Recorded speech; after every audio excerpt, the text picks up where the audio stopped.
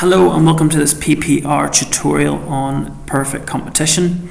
So your first task is to write down the 7 assumptions of a perfectly competitive market, please. So if you haven't got them yet, there's your clue.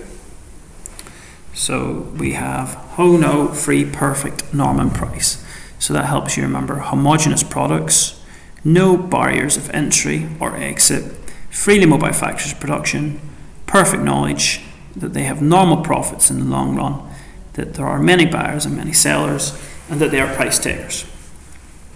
Okay, so the first thing I would like you to do is draw the short run position of a perfectly competitive firm in the industry of perfect competition. So draw the diagram in the short run, please.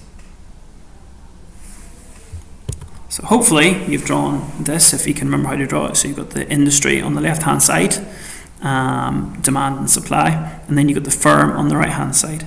And you can see clearly here that they are producing where MR equals MC. So you bring that point down, and they are making the blue area, which is supernormal profits. Okay, so try and draw this diagram accurately, as you can see. And now have a go at drawing what happens in the long run, please. So hopefully you recall that the supernormal profits incentivizes new firms to join the market. So on the left hand side you should have the market supply shifting outwards to the right, so much so that where the new equilibrium price is created, it creates a new price they have to take, which is the AR curve that is at the bottom of the firm's AC curve. Okay, and if that is the case, they are therefore making normal profits. I just want to identify the old point. So the old AR curve was here.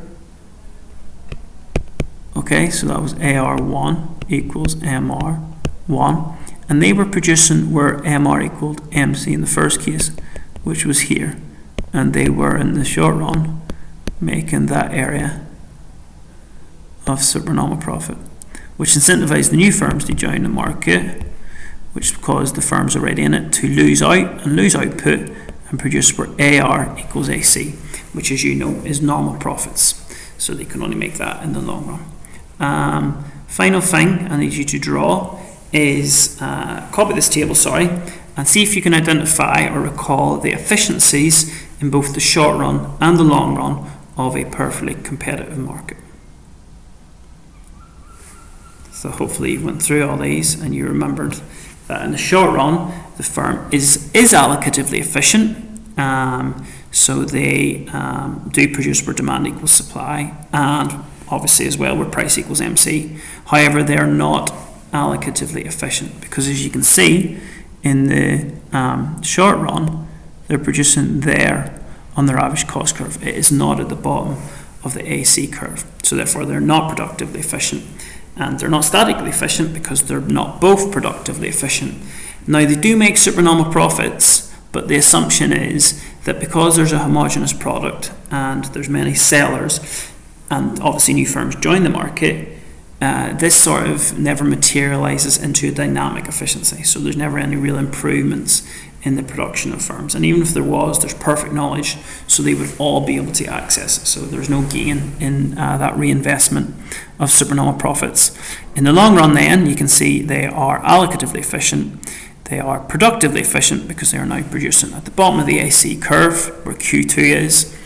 They are therefore statically efficient, but again they do not make any supernormal profits. In fact, they make normal profits, which is the minimum amount required to keep the factors of production or entrepreneur incentivized to stay in the industry, and they are therefore not dynamically efficient. Okay, so thank you for watching that video. Have another go at repeating it and trying to answer all the questions correctly if you didn't get them right this first time. Thank you.